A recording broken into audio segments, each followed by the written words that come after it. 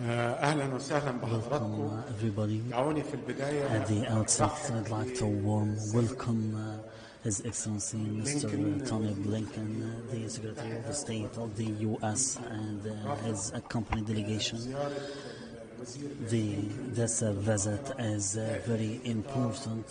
He has come in Cairo, and this visit comes amidst many visits, shuttle visits made by His Excellency Mr. Blinken to the region, and we, as always and for always, we are warm welcoming him as dear friend here in Egypt.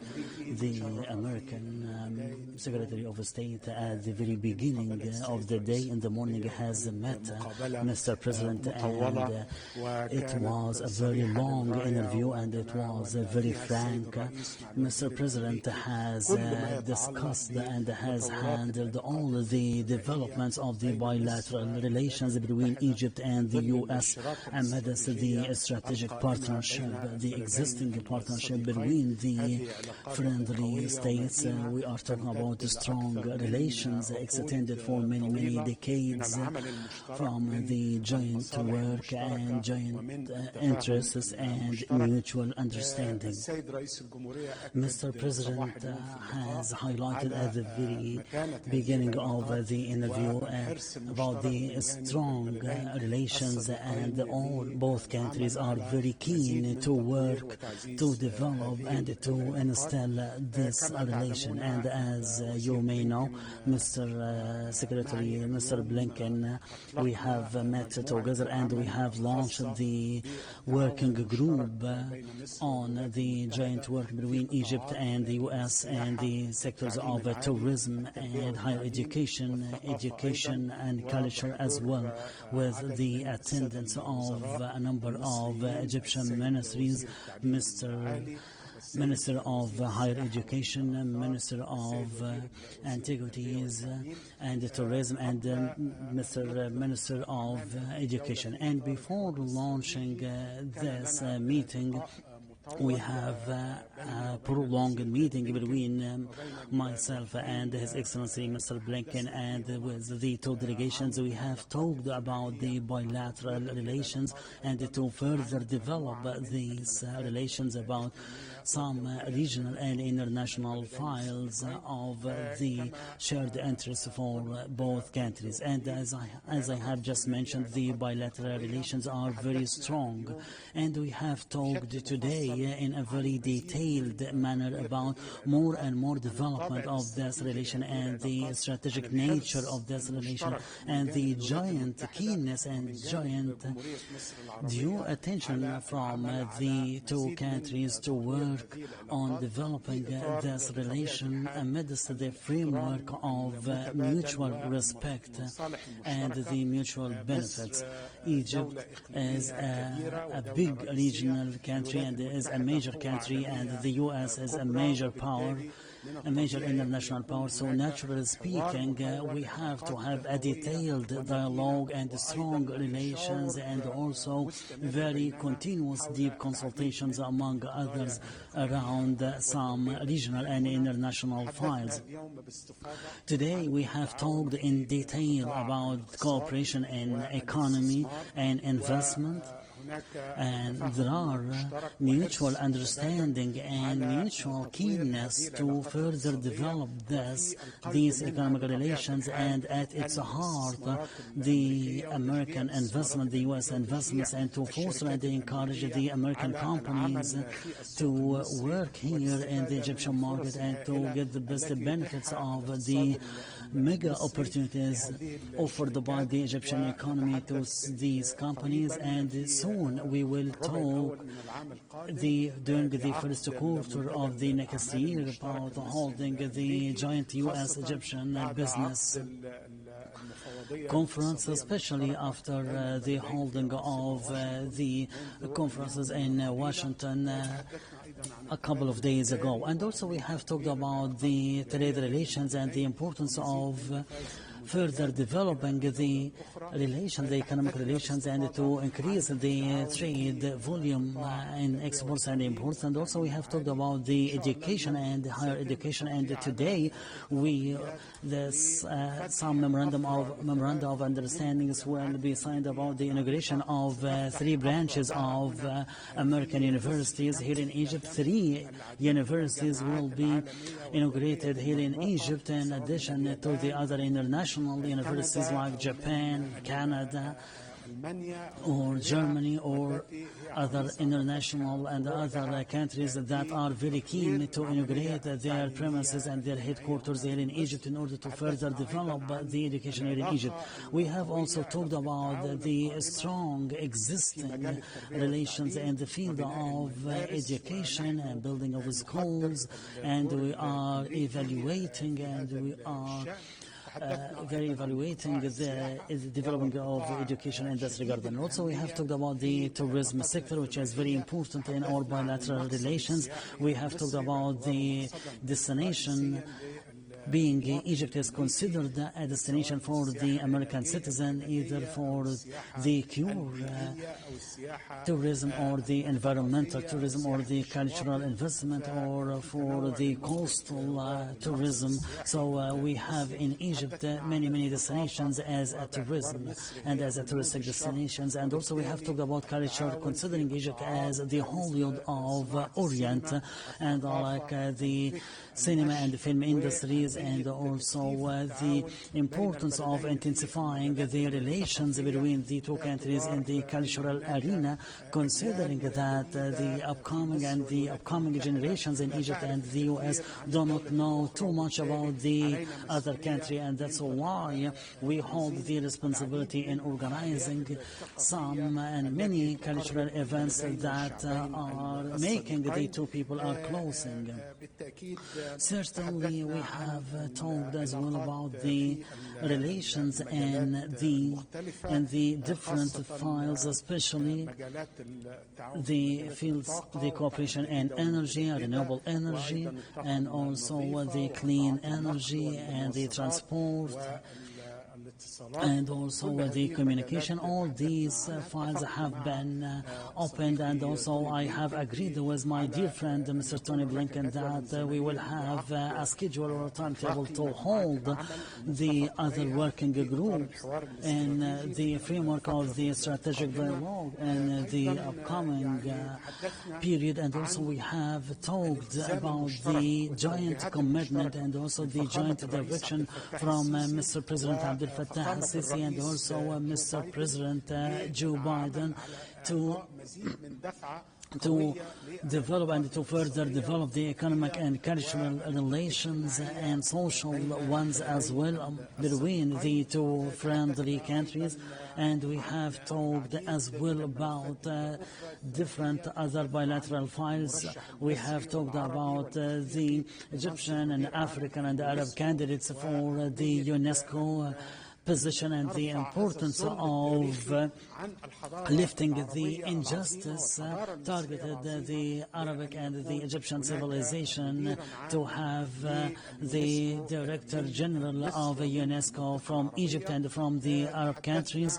And we have talked about some other regional files and international files, the dangerous challenges that threaten the safety and the stability of the Middle East and in the African continent and in the Mediterranean, and also in facing the whole world, which impose 2 big countries like the US and Egypt to have open, continuous dialogue.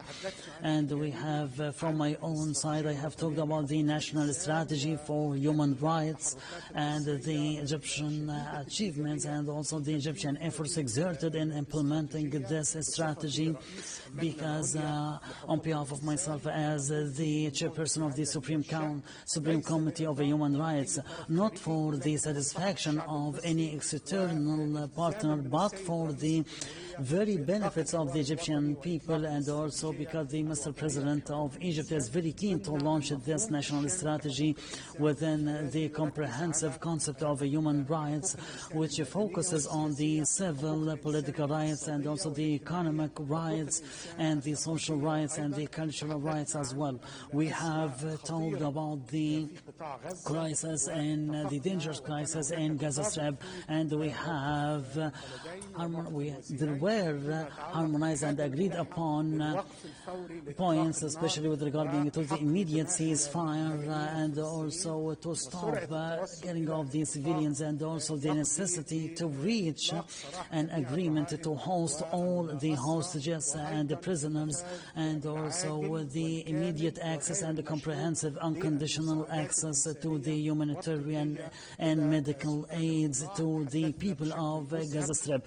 We have talked in detail about the importance of the escalation, and also the region is about to be on the edge of a regional war. We have and also we have shared the views, and also we have talked in detail about the situation in Sudan and the crisis in Sudan, and the importance of achieving a ceasefire, and the importance of providing the humanitarian aids towards the Sudanese people. And I have talked about the importance of not putting the Sudanese army in the same equation with any other partner, and the importance of working on activating the role of the Sudanese institutions in order for the Sudanese state to maintain the sovereignty of Sudan.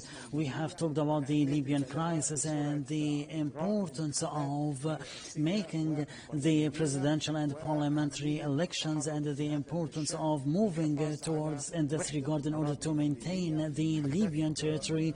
And we have talked as well about the issue of water, considering this issue as an existential issue for Egypt. And also we have talked about the importance of coming into terms with regarding to the Ethiopian dams, and I have talked from my own side about the maximum importance of a binding legal agreement for operating this dam, and the importance of not achieving any harm with the downstream countries, the two downstream countries, especially this river is considering a crossing river for the borders. We have talked as well about the Horn of Africa, and the Horn of Africa is suffering from some kind of turbulence, and I have highlighted the importance of maintaining the sovereignty of Somalia. And also we have talked in detail about the countering terrorism, because for sure there is a joint cooperation between the U.S. and Egypt in the field of countering and facing terrorism. There is a joint interest and benefits, and Egypt has a leading experience in countering terrorism, as per a very comprehensive proposal which is focusing on all the dimensions of the crisis, including the social and economic welfare, and the stopping of funding of the terrorist activities and terrorist groups, and also to combat the extremism thought. Especially we have many religious institutions, good leading religious institutions, and at the very top as the Al-Azhar and the Al-Ifta. And also we have talked about the stabilizations in the Middle East through the importance of evacuating this region from all the mass destructing weapons, especially the nuclear weapons. And we will continue our consultations and our cooperations, and this is a very strong strategic solid relations that achieve the benefits of the two countries based on the mutual respect and based on the respect of the sovereignty of the states. And we have the joint responsibilities to achieve stability in this important region. Again and again, I'd like to warm welcome Mr. Secretary of State, Mr. Blinken in Egypt and his company delegation. And over to you. The floor is yours, sir. Thank you. Well, thank you very much. And I think, as you can tell from my friend, the Foreign Minister, we covered the waterfront. And it's a large waterfront indeed. And that speaks to the fact that for the United States and Egypt, more than ever, there is so much that we're doing together and so much that we both benefit from the fact that we're doing it together. I want to thank you, my friend, and also thank President El-Sisi for the very warm welcome here in Cairo, but also just for the very high quality of the exchanges that we've had today, both with the President, with my colleagues, with our strategic dialogue partners. We had this opportunity today to kick off the strategic dialogue, and that really underscores the commitment that both of our countries have to work to continuously strengthen what's been a century-long relationship and strengthen it in a way that's focused on delivering for our people. That's what it's all about. And I really, to you, Badr, want to thank you and thank your entire team for hosting this dialogue and for getting it off to a very good start. We made progress on many of our priorities today, including Egypt's development, its growth, its governance. And I'm announcing $129 million in new funding to support these efforts, from providing hundreds of higher education scholarships to encouraging entrepreneurship among young people to improving rural health. Together, we are enhancing economic cooperation. We're advancing broad-based opportunity for Egyptians and Americans. We're helping women-owned small businesses get greater access to financing. We're expanding foreign direct investment beyond the more than 1,000 American companies already present in Egypt. The United States is supporting Egypt as it continues to reform its economy to become even more dynamic, even more competitive.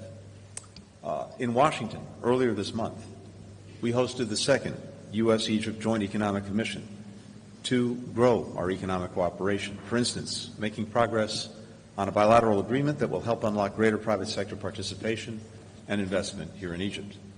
Next month, the United States Trade Representative will host talks between our countries to identify additional steps, like fostering an open and predictable trade environment that will further boost commercial ties and help Egypt attract more trade and more investment. Building on Egypt's leadership on climate and its hosting of COP27, our two countries are continuing to accelerate the clean energy transition. A team from the United States International Development Finance Corporation will be here later this week looking at green hydrogen projects, visiting a solar park near Aswan, as we work to harness Egypt's tremendous potential for renewable technologies.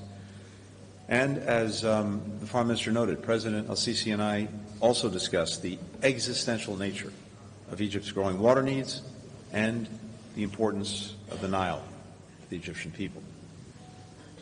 We're also investing together in education, and maybe this is one of the most important things that we're doing for the future of our people, for the future of our countries, and for the connections between our countries. These investments are really essential to fully unleashing Egypt's potential.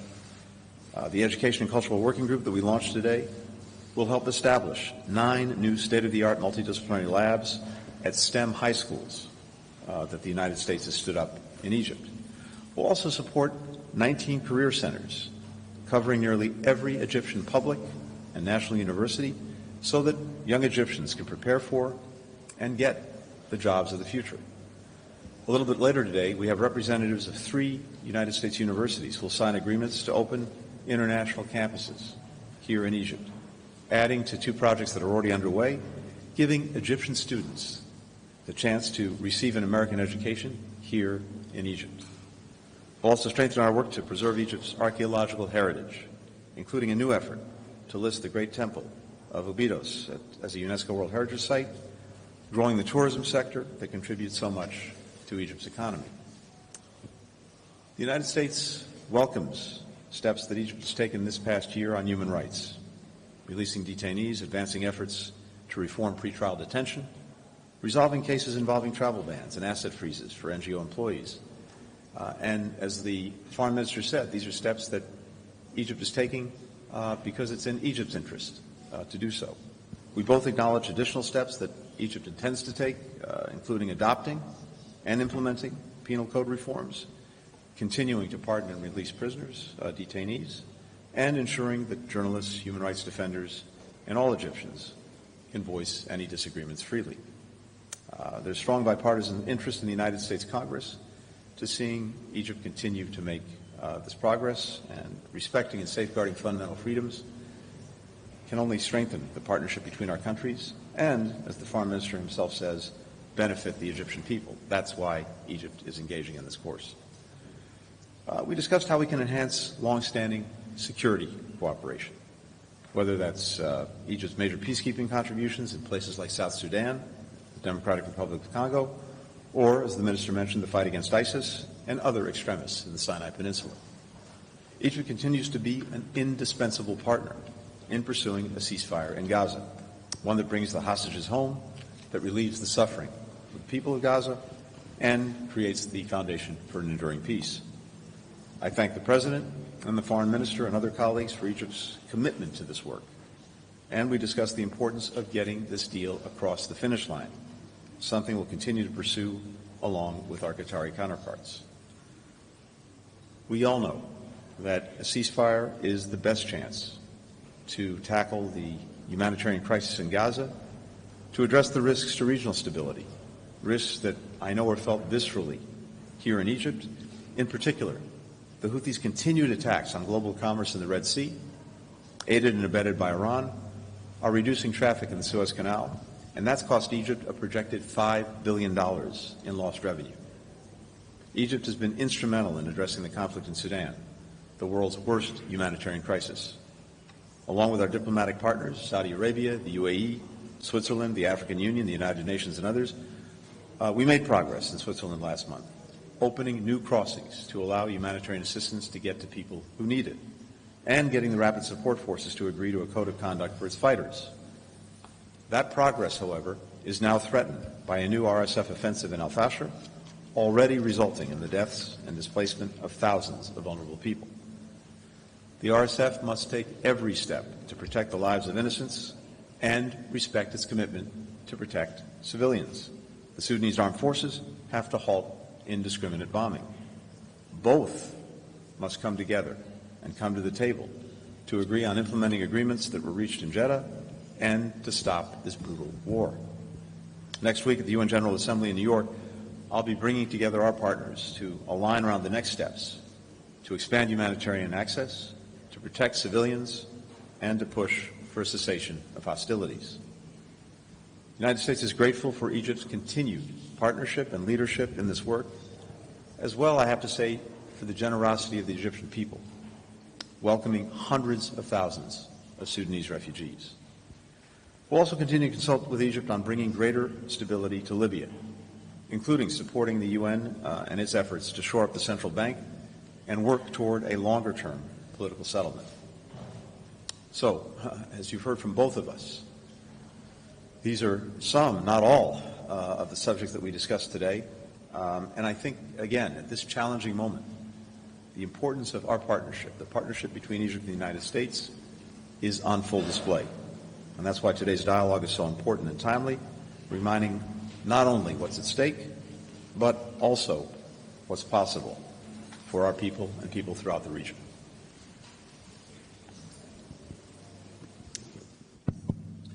So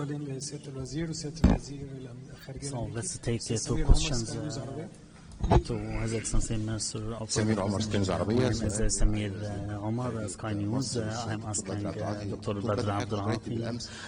Yesterday you have made phone calls with the Prime Minister of Lebanon in order to declare the supporting of Lebanon. So with regarding to your statement yesterday and with regarding to what has happened yesterday in Lebanon is considered a great aggression against Lebanon. What has happened yesterday is considering a continuation of Israel, and this can affect the relations of the negotiational stance. And the question to Mr. Blinken, don't you think that Israel, while enlarging their actions in Lebanon and in the West Bank and in other regions, aren't considering your own guidance and your own directions, and Israel are not following the path of a ceasefire? What about the American stance regarding to Netanyahu's situation? I thank you. With regarding to the Egyptian stance, it is very clear Egypt is against any unilateral actions that can attack the sovereignty of Lebanon. We are in a full solidarity with the government of Lebanon and the people of Lebanon. We have condemned and we will condemn any targeting of the Lebanese sovereignty, and certainly any unilateral actions towards the escalation must be condemned and is totally rejected and does not encourage any stability. Accordingly, and certainly such escalation and such dangerous escalation can lead to what we have warned from before, which is moving to the edge of a comprehensive regional war that can kill everybody. So Egypt as a basic regional power, as an international power, is very concerned with stopping the escalation and to refuse such unilateral policies in order to focus on the ultimate goal and not to scattering our attention, which is the access to have an immediate ceasefire. And we are totally trust and we are totally confident that the key word here and the real problem and the heart of this crisis is the continuation of the Israeli aggression in Gaza. So if we stop this aggression and if we can reach to an immediate ceasefire, so certainly this will lead to the decrease of the escalation in the region, and this will stop the edging to the brink, and this not providing any pretext to any other partner or the non-state holders to exploit the suffering of the Palestinian people. So we have said it clear, the goal is very clear. It is a must to focus on the stopping of the aggression and to reach an immediate ceasefire. So this is the valve of peace and safe and security in the region. So with regard to Lebanon, the United States did not know about, nor was it involved in these incidents, and we're still gathering the information and gathering the facts. Broadly speaking, we've been very clear, and we remain very clear, about the importance of all parties avoiding any steps that could further escalate the conflict that we're trying to resolve in Gaza, to see it spread to other fronts. It's clearly not in the interest of anyone involved to see that happen. And that's why, again, it's imperative that all parties refrain from any actions that could escalate the conflict. We're focused on getting this ceasefire over the finish line. That would also, I think, materially improve the prospects of actually defusing the situation in northern Israel and southern Lebanon, particularly creating an environment in which people have the confidence to return to their homes, the tens of thousands of displaced people in Israel as well as in southern Lebanon.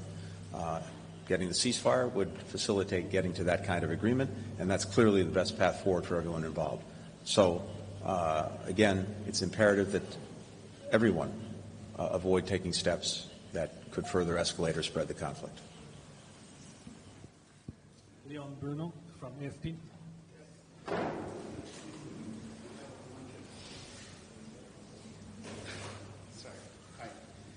Thank you for doing this, and thank you for your hospitality,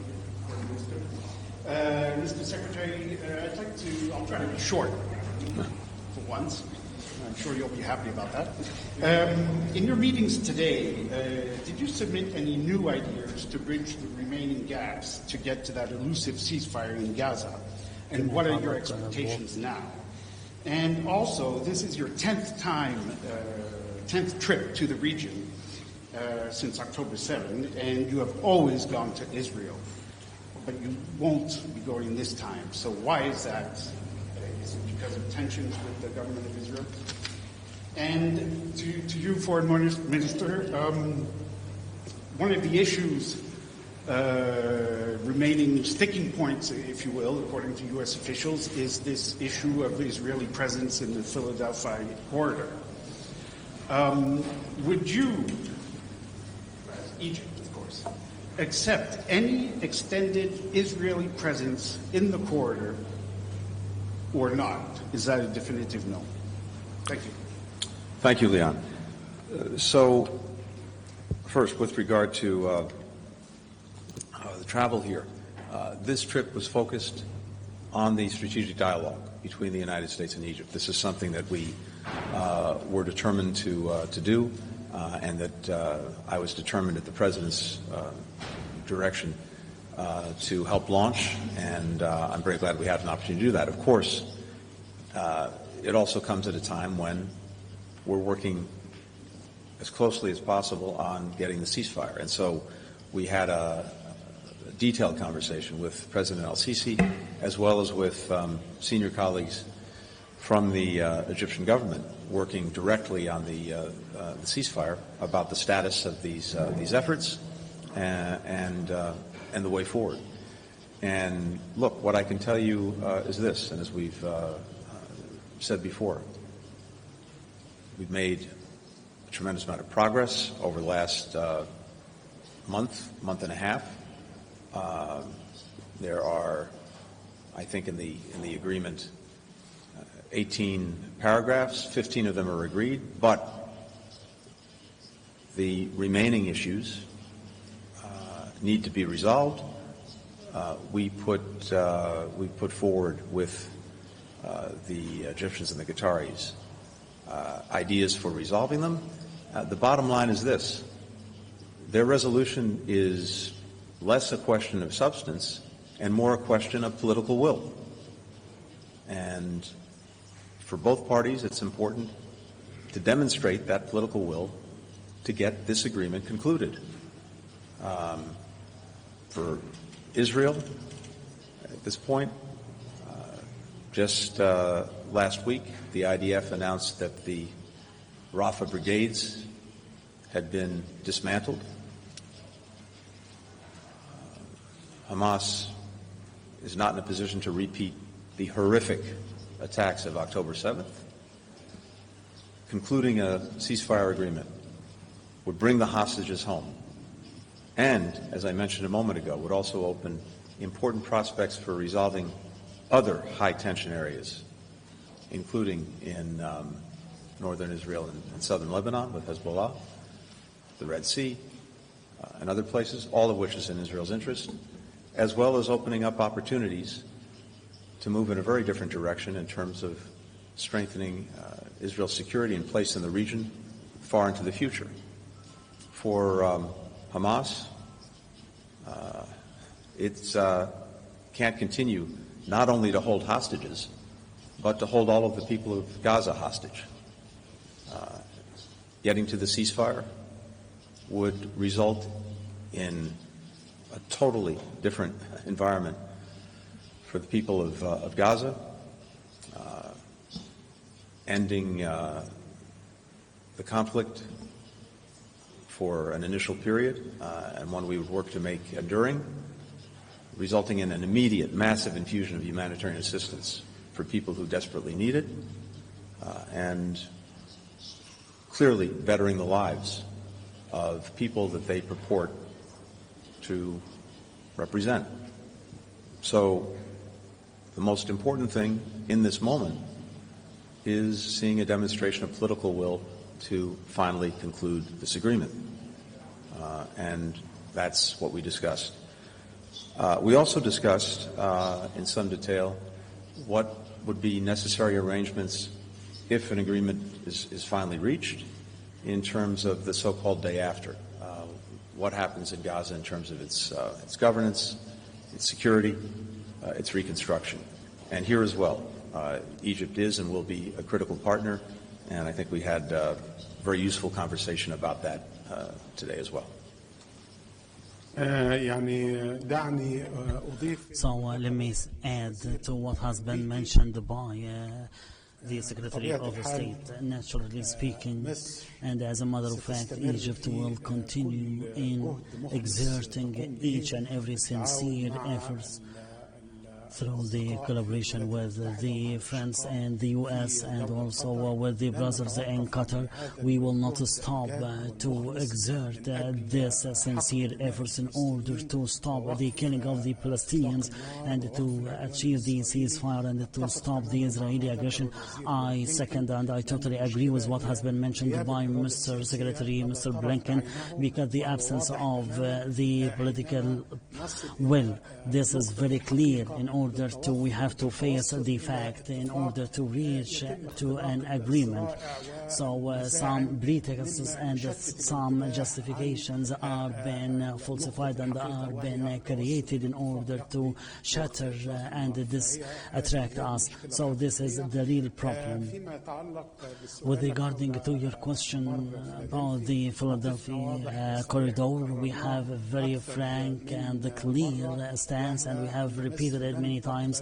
Egypt will not accept any changes to the rules of the existing rules before the 7th of October, especially with regarding to the rules of the operation of Rafah crossing from the Palestinian side and the total rejection of any military power on the crossing borders, and this is a very frank and a clear Egyptian stance. Thank you.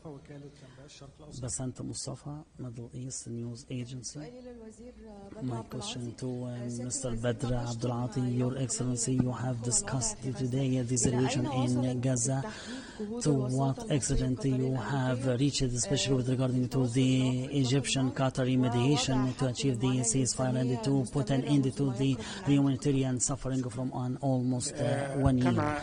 As you may know, and as all of you may know, the efforts are still exerted and there is intensified communications, and again the problem, as mentioned by the U.S. Secretary of State, the problem is not in the content or in the essence. The problem is in the absence of the political will to reach to this important binding agreement.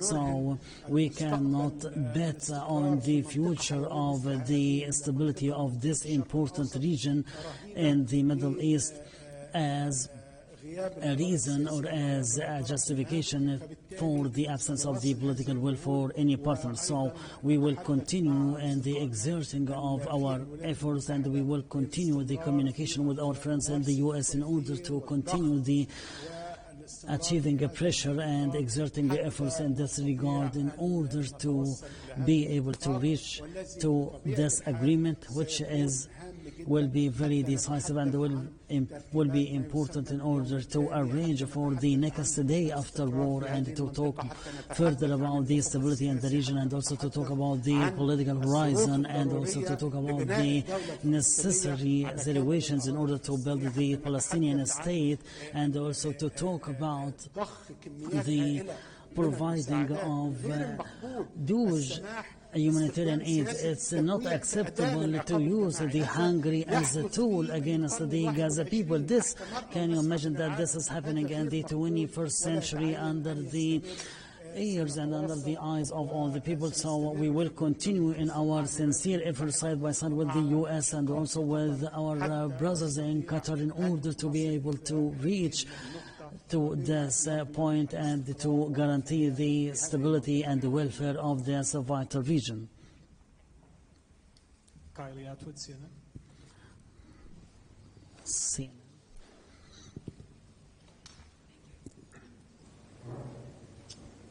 Thank you. It's 1 minute here. Okay, first to our Egyptian host, Minister Abdelatty. Do you believe that Hamas is still committed to the ceasefire and hostage talks? And if yes, how do you know that? This is a question for both of you, following up on the explosion of hundreds of the pagers by Hezbollah fighters in Lebanon that we've learned about in the last 24 hours. You both spoke about the need not to escalate the situation in the region, but does this specific attack make efforts to get to a ceasefire and a hostage deal harder to accomplish?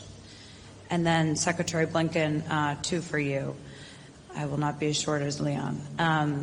How much do you expect this attack by Hezbollah, this attack on the Hezbollah pagers could impact their operations, given that they now have a communication system that's down, they have at least 9 people dead and thousands injured? And you said that the remaining issues are yet to be resolved between Israel and Hamas when it comes to the hostage and ceasefire talks. But what has changed for us? Can you help us understand? Earlier this month, U.S. officials are saying that the U.S. was going to put a new proposal on the table within days, and we haven't seen that. Do you need to see a demonstration of political will from both sides that you just spoke to before putting that new proposal on the table? Thank you. شكرا جزيلا. Many things. With regarding to your first question, Egypt as dealing with Hamas as a national partner, national Palestinian partner, and we are in continuous communication with Hamas. They are highlighting undoubtedly their fully commitment with the agreement and also the mutual agreement that have been reached on the 27th of May, and also with regarding to the amendments mentioned in the 2nd of July. So Hamas is committed with what has been achieved and what has been agreed upon in these two documents, in the 27th of May and in the 2nd of July. And this is these are the messages we received from Hamas. Hamas is committed with these agreed points. And with regarding to what has happened yesterday in Lebanon, and as a matter of fact, any escalation, including what has happened yesterday, is hindering and is limiting the achieving of a ceasefire agreement and the hostages of the prisoners and the release of the hostages. Certainly, this is what happened. And what happened did not hinder only the continuous dialogue, but is considering the threat. We are on the brink of a comprehensive war. There is any possibility for committing any mistake, because any mistake can lead us to a comprehensive war in the region, and this is very dangerous stance. So we are talking about the importance of de-escalation and the importance of stopping any unilateral positions and the stopping of following the assassination policies. All these policies are totally condemned. So, Kylie, we're still gathering information. We're still gathering the facts. I can't tell you in this moment what impact this will have. I certainly can't speak to what impact it might have on Hezbollah and its operations. That would demand other expertise, and again, it's also necessary to fully understand what's happened, and we're still in the process of doing that. One of the hallmarks, if that's the right word, of this effort, this extensive effort by the United States, Egypt, and Qatar to get to a ceasefire, to be the mediators, and to get it across the finish line. One of the hallmarks has been that it's a complicated process, and even the communications involved are complicated for obvious reasons, so things take time. And time and again, we've seen that in the intervening time, you might have an event, an incident, something that makes the process more difficult. that threatens to slow it, stop anything of that nature, by definition, is probably not good in terms of achieving the result that we want, which is the ceasefire. Just a few weeks ago, we had just had a very productive session on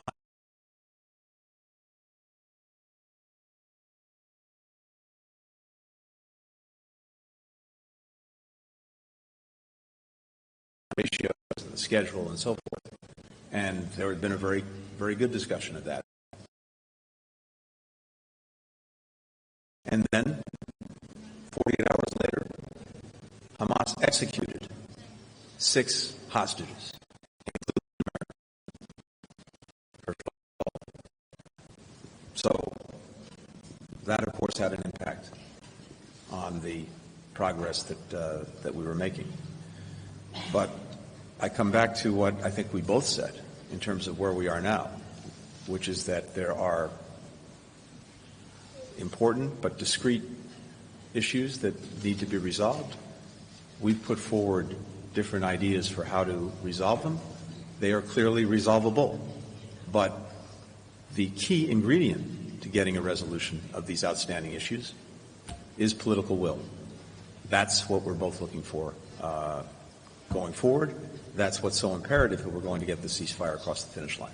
On the table, you have to see political will demonstrated in some way. No. We put our ideas on the table, and again, there's a process in going back and forth, getting reactions, getting responses, or sometimes not getting responses.